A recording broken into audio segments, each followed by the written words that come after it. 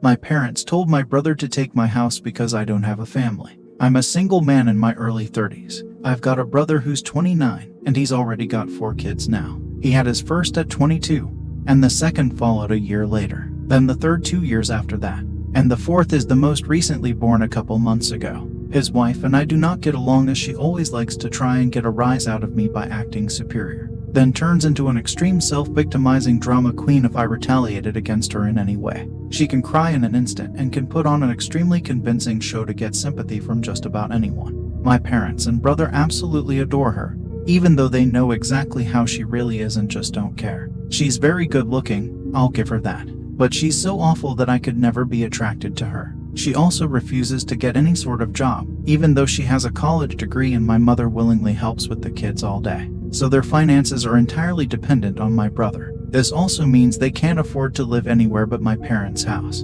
And privacy is a bit of an issue with all of them under one roof in a 3-bedroom house that was built in the 60s. Growing up, my younger brother was also the obvious favorite. We're 3 years apart in age, but he developed a superiority complex because I was badly punished if I retaliated against his antics in any way back then. It was obvious my parents cared for him a lot more because he got the lion's share of everything unless people called them out on it, which did happen a fair bit by other members of family, which is why my parents packed us all up and moved us about 150 miles away from them, so they generally would see us on holidays since it was a 3-hour drive. My brother got physically abusive towards me on a number of occasions, flirted relentlessly with my first girlfriend to the point she broke up with me, and laughed at any misfortune I had. And my parents just told me to suck it up whenever I was upset about it. I only got equal treatment when my parents wanted to keep up appearances. I admit it was rather funny to see the looks on their faces whenever they had to treat me equal to my brother on birthdays and Christmas because other people were present.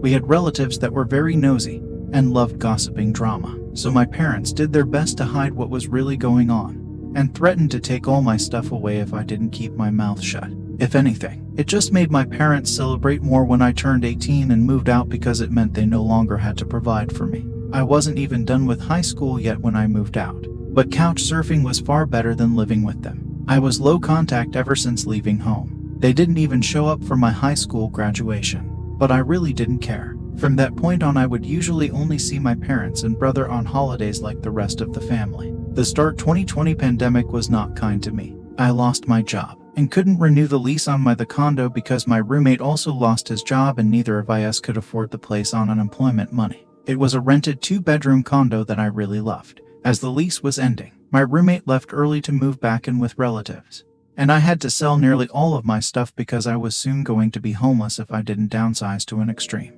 I really shouldn't have rented a place that was so expensive, but I liked living the high life, until that life wasn't kind to me, and I realized I should have been living somewhere far cheaper so I could have saved more money to fall back on. But I had a plan. I own a truck simply for the fact that I've always loved trucks, so I found a $1,000 camper in good shape and put it on my truck just so I could live out of it for a while. It was supposed to be temporary, but I ended up living out of it far longer than I ever thought. I originally was hoping to be able to live out of the camper at my parents' house, where my brother and his family still reside as well. But when I asked my parents to let me stay for a while, they told me they had a full house and didn't want me there. Plus, we hadn't exactly gotten along in the past decade. They said they'd only agree to let me park my camper there if I paid them basically what it'd cost to rent an apartment in my area. That was way too much just to park my camper. I was jobless and trying to save as much of my unemployment money as I could till I could find a new job. I may as well be living in an apartment with that rent price they were asking. My parents called my camper an eyesore and told me to take a hike since we couldn't come to an agreement, and still thought it was absolutely hilarious I had to live in a camper. My brother joined her in pointing at and mocking me while calling me a homeless bum. I parked my truck camper in a store parking lot to sleep on the first night that I had nowhere else to go. I felt scared out of my mind that someone might try to break in. Suffice to say, I didn't sleep well that night. There was nowhere else I could go as any other relatives that owned houses were fairly far away, and all my friends were all apartment people, and I was pretty attached to my area as well, so I didn't want to just leave. I'd also had my mail forwarded to a friend's apartment. It was the only way I could still get my mail anymore. Finding a stable place to park was pretty difficult. I went looking around to try and find a job similar to my old one. It took months of living the nomadic camper life. In that time, I had to deal with a lot. Everything from beggars and drug addicts to people demanding I leave because my camper was an eyesore. At one point, someone who told me to move claimed to be with an HOA. I wasn't even parked on a street with houses, and when I questioned what HOA, they got incredibly belligerent and threatened me. I moved my camper anyway just to avoid the trouble. In order to have a steady supply of electricity, I learned to use a long extension cord to plug in anywhere I could to recharge my camper batteries. This meant sneaking around and plugging it into an outside outlet of a random building while parked on a street. I know that's a crumby thing to do, but I had to keep my batteries charged so my refrigerator would stay cold. I had a small solar power bank for recharging my phone, but I didn't have anything like a generator, and generators are noisy and require fuel anyway. So I did what I had to do. After months of living like that, I finally managed to get a new job. I had to move to the neighboring city to find a job that didn't involve retail. I worked retail while in college and promised myself never again. Though I was nearly ready to break that promise, I was still getting unemployment money, but I had no stable place to live while receiving it, and I didn't want to still be jobless when it ran out. Plus, I was bored out of my mind. I had little else to do but read, watch movies on a small portable DVD player, use my phone or laptop, and keep note of where I could park and what local public bathrooms I could use. I kind of envy that the Japanese have public bathhouses. We could really use stuff like that over here. When I finally landed a new job, I practically lived in the back lot of the building by the warehouse in old employee parking spaces literally no one else seemed to bother using because they were so far in the back that the area was borderline forgotten. My boss, company owner, actually liked this arrangement because I was willingly available to take any shift I could get, so long as I had enough sleep. He even let me take the camper off my truck and set it up in one of the spaces so I could drive around without it. Not exactly sure if this was legal, but no one bothered us about it. The entire time I lived back there, I didn't have to deal with many trespassers. There were a few, but the security guards escorted them out. I was pretty much on call almost all the time when they needed me, and was working virtually every day of the week. My boss let me plug my camper into the building for power and water, and I paid a small amount of rent by working for free on Sundays when no one else was in the office but the janitor and security guard. Beyond that, I usually had to shower at a friend's apartment or at my local gym as the camper didn't have a shower in it and only a portable toilet. And I didn't want to fill it because emptying it is a nasty chore, so I used other bathrooms as often as I could. I had a key to the warehouse and could go in to use the bathroom there at any hour. I was even on a first-name basis with the night security guard. He's since become one of my closest friends. The camper was easy to heat in the winter with a small electric heater. Summers were not fun though. The camper didn't have AC, so I had to get a used portable air conditioner just to make it bearable. I made a lot of overtime pay and hands-on learned some new skills from other employees. Eventually, midway into this year, I landed a better position in the company as a supervisor and started making a better salary than my old job. That's when I decided I wanted a house. The scare I'd gotten from losing my condo made me realize I needed something much more stable for the long term. I looked around for something close to my work, and just 2 miles away found a 3-bedroom manufactured home on a small property. But I managed to get it for $10K less than the asking price somehow. I used nearly my entire savings for a down payment and got approved for a home loan. I finally didn't have to live in a camper anymore. There was enough space for me to back my truck in behind the house to take the camper off to set it up in the backyard. So I put it there as its own little building just in case I want to use it again. When I was fully settled in the house, I was dumb enough to brag about it on my book of faces. My family saw the post, and that's where this shit really starts. After a few weeks, my parents and brother along with his family came to visit completely unannounced to have a tour of my home. I didn't even give them my address, so how they found out where I live, I still don't know. None of my friends have fessed up, and no prior family members visited me before that, so I wonder if they stalked me at work and followed me home or something. It really wouldn't surprise me. Once I opened the door, they practically all shoved their way in like rambunctious tourists, then just started making themselves at home. They all kept poking around and still had this creepy smirk that she was repeatedly flashing me. And it was only later that I figured out why. And it made me madder than a bull on steroids that just got stung by a hornet. My parents were constantly talking about how I've got so much extra space now, and it's too much for someone like me who has no wife or kids. And my brother kept remarking about how there was more space than our parents' house,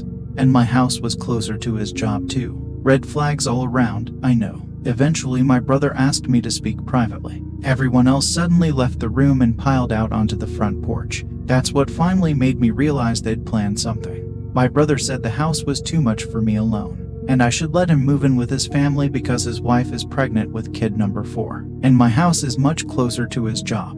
He pointed out that I already have the camper, so I could just live in that outside while they live in the main house. And I'd like to point out that Dan never once spoke of offering rent. Mind you, he's got a good job. He also started talking about how there would be changes, and even curfews, and that I couldn't just walk in at any time without prior notice. If it weren't my brother, I'd think the person I was talking to had lost their mind. But Dan lost his marbles long ago thanks to our parents treating him like he was the center of the world. I tried to speak, but he kept talking over me as if I had no say in the matter. There was no way in hell I'd rent my house or parts of my house to him. Other people maybe, just so I can pay the mortgage off more easily. But certainly not him or his nasty wife. I've heard of this exact kind of situation in videos online many times, and never once did I think I'd actually live it because I thought it so ludicrous. But my parents, brother and Sil do all fit the bill for a bunch of narcissistic entitled crazies. So I picked up my phone and set it to start recording, then just held on to it. Dan didn't even seem to care or notice that I'd done this, and just sat there with his arms waving around while talking about all the reasons of why he needed my house. Then went from saying that to acting like it was a done deal and trying to reach out his hand to shake mine.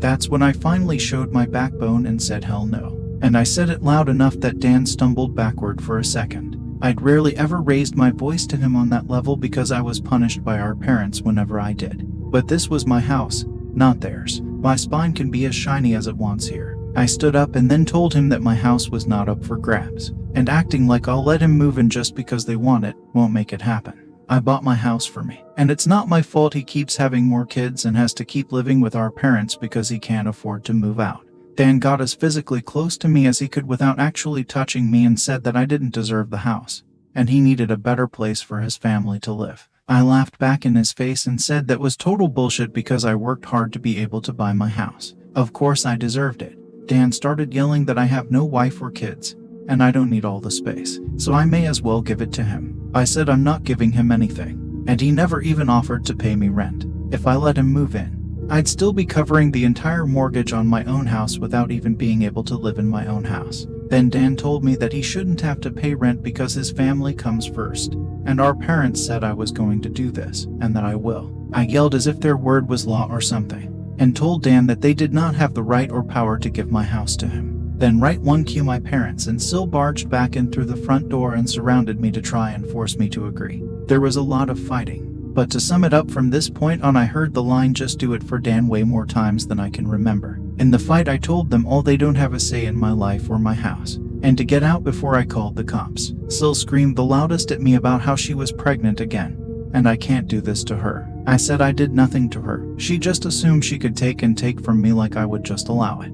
I had no obligation to her or her family. Then I called her a stuck-up bitch who never had any respect for me. So I don't care what she thinks or how many kids she has. I have no sympathy for her. She won't be living in my house. Well, that made her angry enough to attack me. She got in one good hit on my face and tried to do more. But my brother held her back, kicking and screaming. She kept demanding he let her go so she could scratch my eyes out. The phone I was holding recorded pretty much everything. So I held it up and said I was going to call police if they didn't leave right away. My parents told Dan they were leaving. Then my mother said that I had a week to come to my senses. I told her I won't be, and to not come back. Then I told Sil that my phone recorded everything, and if she tries anything, I'll press charges for assault. She screamed at me and then stormed out loudly, crying with her face in her hands. My mother was the last one out the door and said that I better do this for Dan and Sil. I responded by telling her I won't be. Part 2 of the story. After I kicked my parents, brother and Sil out for trying to force me to hand over my new house to my brother, I immediately went to my social media and told the story to the whole family. It spread pretty fast, but you won't find it now because it all got deleted some time ago and I put my own profile on private. I posted about it because I knew that the first thing my family would do when they got home is try to twist the event to make me the villain. And I was exactly right, but I had about an hour to get started before them, and I had video evidence to back up my story about what they'd done. Being preemptive worked because I got a fair number of family members on my side right away. My parents, brother and Sil must have been all set to write their own post, but it was too late, so they didn't even bother trying to lie much. My parents, Dan and Sil, had a few flying monkeys supporting them, but not much else. Plenty of others knew how entitled they already were, So what happened was something they all quickly understood and accepted. There was one person in particular that called me. I don't know who they were, but they ranted at me that I was a horrible brother, and I needed to make way for a real family man. I just ended the call and blocked the number. This didn't repeat. The week went by, and my parents showed up with Dan at my front porch just like they said they would in their prior ultimatum. They rang my doorbell like crazy and also pounded on the door until I finally answered. I opened it just a crack, and they tried to shove their way in again. But I'd installed a couple of latch chains that prevented it, and even braced my body against the door for good measure. My father and brother demanded I let them in, but I said I was recording everything on camera, and would call the police if they tried to force their way in again. My mother calmed them down, and then in her most sickly sweet tone asked me if I was ready to let my brother move in. I told her and the rest of them to fuck off and never come back. My mother put on the crocodile tears and asked me why I can't just do this for Dan because he's my beloved brother. I laughed and then bluntly said I do not love him as a brother because he treated me like shit for years,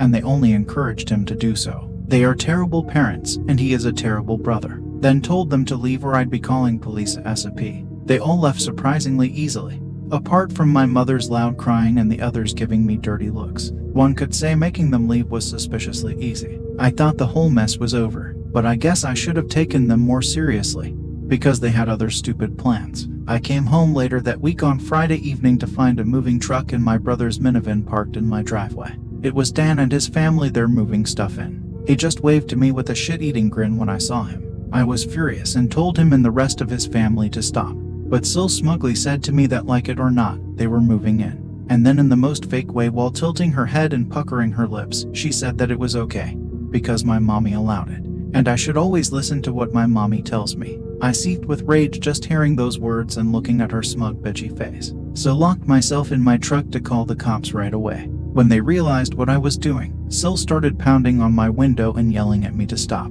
and that I can't do this to her because she and Dan need the house. And she cried, "Why can't you just do this for Dan?" I responded with, "Fuck Dan. It's my damn house, not his." Then she threatened to key the side of my truck unless I stopped calling the police, all of which the 911 operator heard thanks to the window being slightly open. I told Sil if she damaged my truck, I'd sue her, and she was smart enough to retreat. When the police arrived, Dan and Sil along with their kids had locked themselves in my house. I told cops what had happened, as well as showing them my new driver's license that had my current address on it.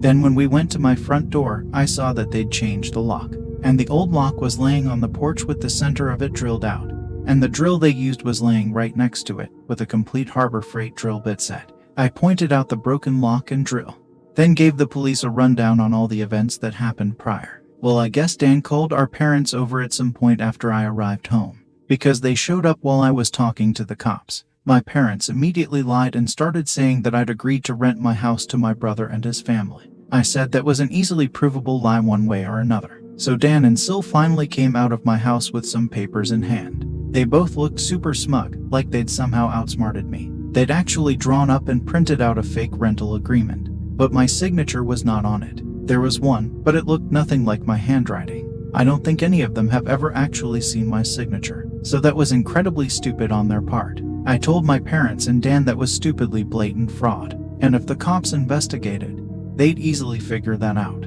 and I don't think going to jail and court would do them any good. It could even make Dan lose his job, which is his only means of providing for his family. I also said I would get a lawyer and sue for damages if anything of mine was lost, stolen or broken, and I'd call CPS too for good measure. Dan went white and looked really scared when I said all that, but my mother got between us and doubled down about how I should just do this for Dan and live in the damn camper so they can finally have a family home to themselves. I yelled at her that if she thought it was such a good idea, she could do it for Dan herself and let Dan have her house to himself instead. The cops separated my mother from me and I said I wanted them all out right now, or I'll press charges. I stated in a shout about how they drilled out my front door lock to break in.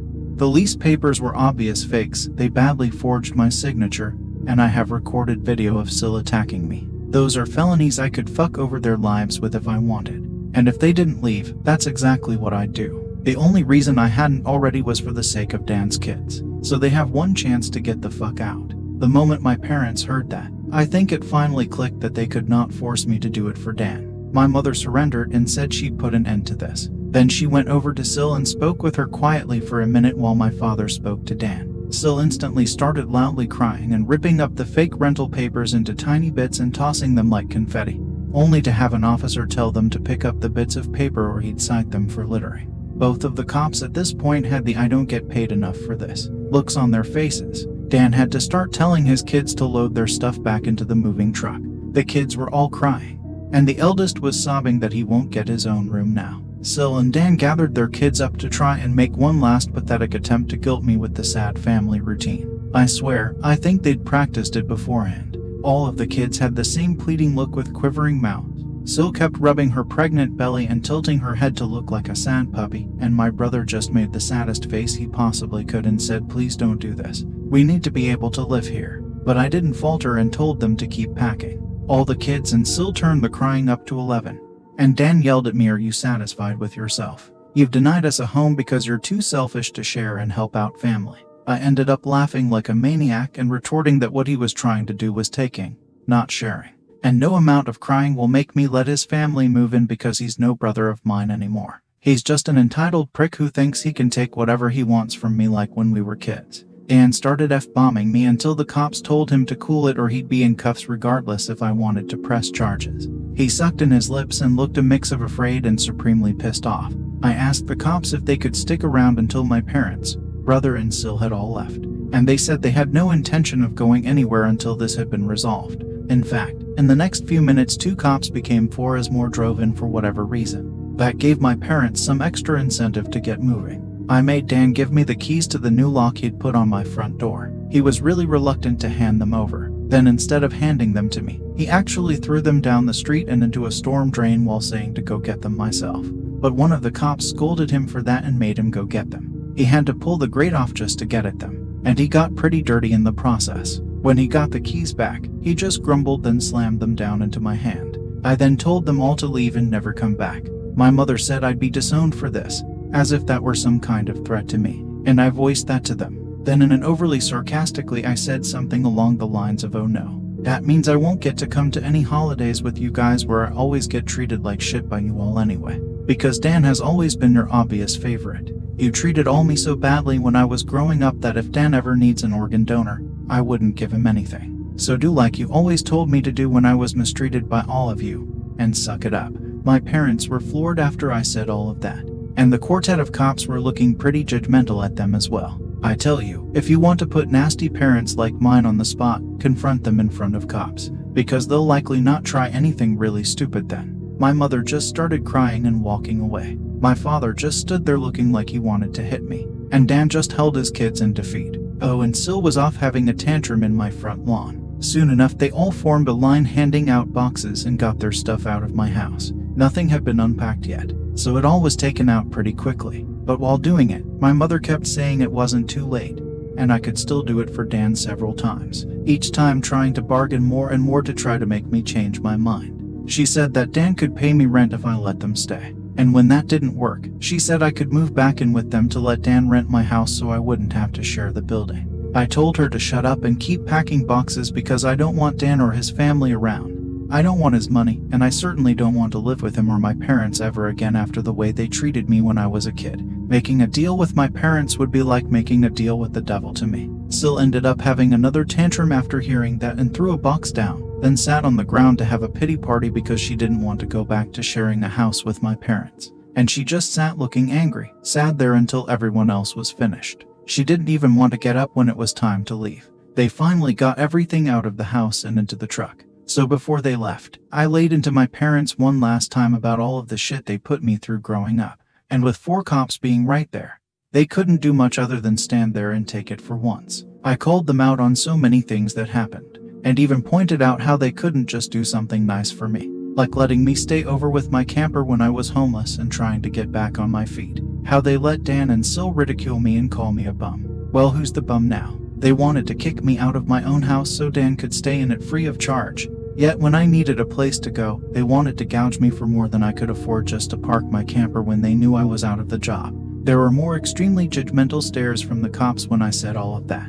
So I put my parents on the spot one more time and asked them what I ever did other than being born to deserve being treated so badly. Because when I finally have a bit of success in life, They want to snatch it away from me for their favorite child since they'd rather I give everything to Dan and have nothing for myself.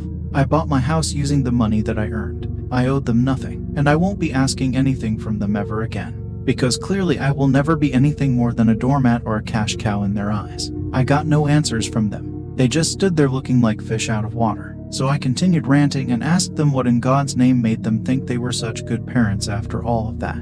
My father was beet red, but more from embarrassment than anger this time. And my mother was crying that she was a horrible person. I bluntly agreed that she is a horrible person. They all are, and I bet they'll go to hell for it too. They were shitty people, and they all knew it. But if I'd called them out on all this stuff in private instead of in public, they'd just get mad at me and still act like I'm in the wrong. They'd just kept up the denial for so long that it became a part of who they are. My mother buried her face in my father's jacket to cry, and my father looked more defeated than I've ever seen him. Dan and his family avoided me entirely as they finished putting everything back in the moving truck.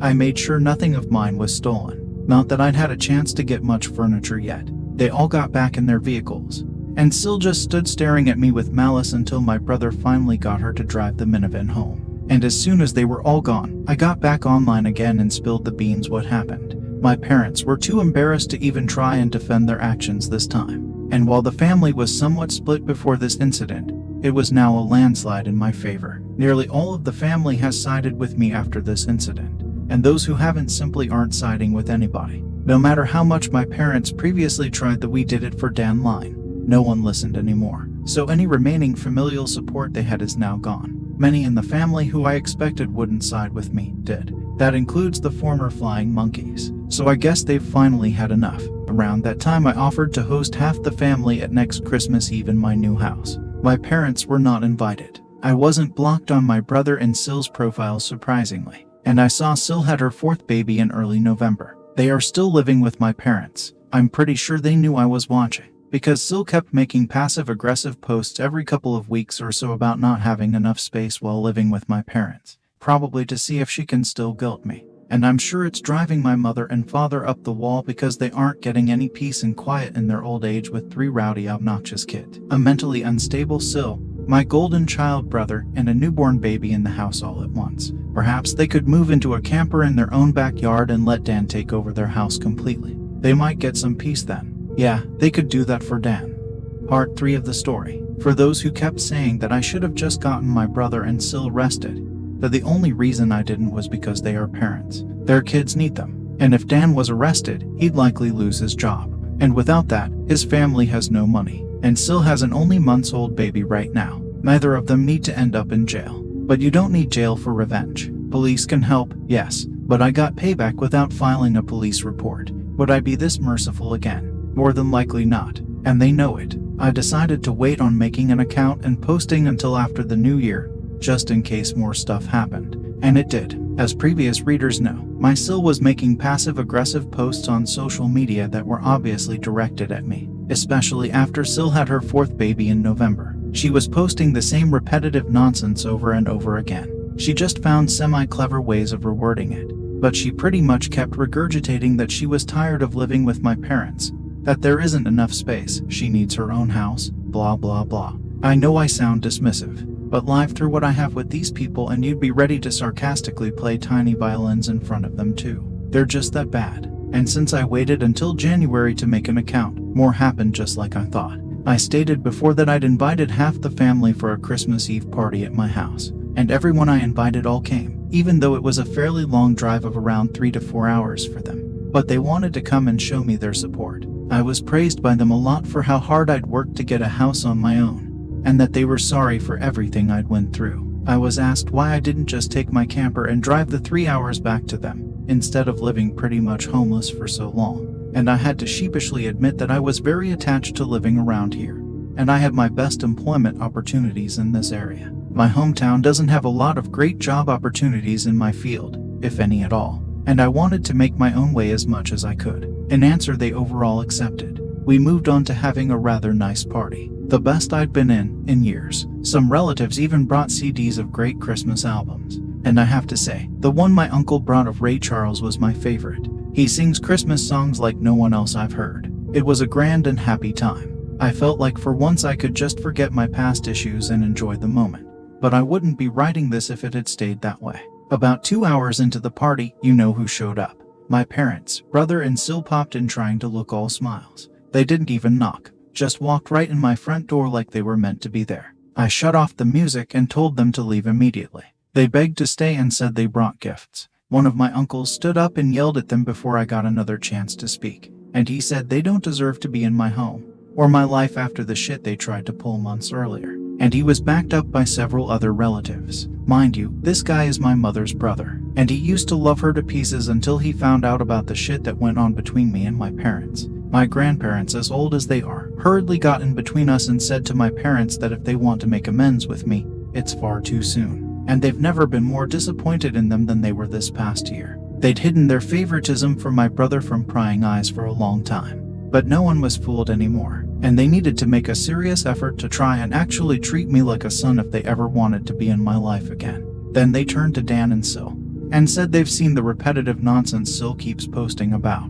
They're tired of it, and to just let it go already. My house will not become their new home. Sil went back to her old standard of crying, and had a pity party about how she should be the one living here, and not me. She plopped down in a chair to have a tantrum and say it wasn't fair I got this house to myself when I have no family of my own, and she has 4 kids that need more space, and she just wanted a better place to live in and feel like a real mom. It was petty of me, but I loudly pointed out that she sucks as a mother because she lets my mother do most of the parenting while she sits on her butt all day drinking, playing on her phone, or going out and spending all of Dan's money. And she has the nerve to complain about it. I even joked that I'm surprised her baby doesn't get drunk from her breast milk since she drinks so much booze, which I admit went a bit too far as I got some stares, and Sil demanded to know if I was calling her a bad mom. I said the evidence speaks for itself, and if she wanted to be able to afford to move out of my parents' house someday, then she needs to put her college degree to some use, get a job, and learn to save money.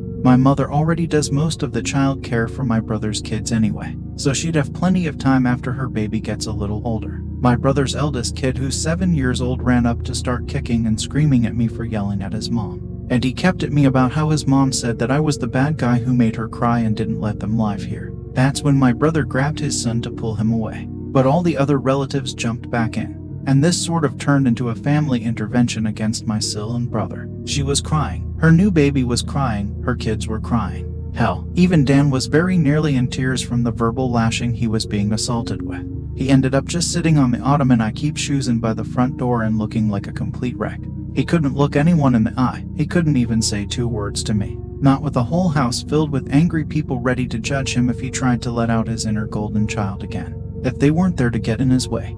I'd bet this would have ended up a repeat of when he tried to order me around to try and take my house months earlier. By this point, though, he'd been so thoroughly humiliated that his and my parents' reputation in the family was completely destroyed because the masks were all now off now. Soon after my parents, brother, and Sil all left in defeat, the party resumed and we all avoided speaking of what just happened for the rest of the evening. Since most of the adults had been drinking, everyone stayed the night in my house. I even let some of them sleep in the camper so there'd be enough space. I admit, it also makes a good guest house. My relatives all wanted a tour of it earlier as well, and they said they couldn't believe I'd been living in it for around 2 years. I got a lot of questions about it, like what summer and winter was like, and so on. I was up earlier than everyone else Christmas morning, and had a fresh pot of coffee and some ibuprofen for those spiked eggnog hangovers a few of them had. I was complimented on being a way nicer host than my parents ever were, and we all agreed to do this again next Christmas. After Christmas, Sil did finally stop making posts that were obvious digs at me,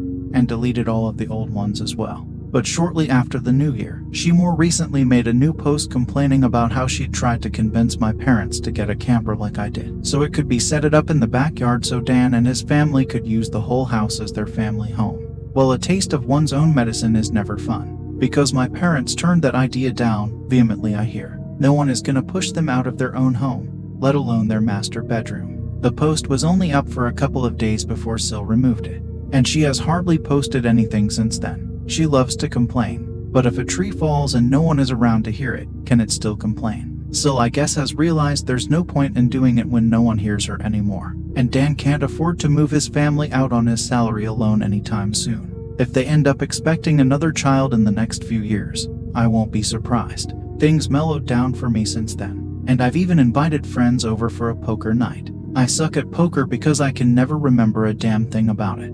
But so what? We get to drink beer and eat junk food while being merry idiots. We all loaded up on Whoppers from Burger King and just had it the best way 4 grown men can when they just want to have a good unadulterated time and get pissed drunk. I think maybe around summer I'll look into possibly dating someone. I'm not exactly getting younger here. Fingers crossed that goes well. My camper just sits idle in my yard now, and I admit, there were some days I went out there just to spend time in it. I did live in it for 2 years. It's like my second home, and maybe one day I'll actually get to use it for camping, like it was meant to be. I've never been camping. My parents considered it a waste of time, so it'd be a completely new experience for me.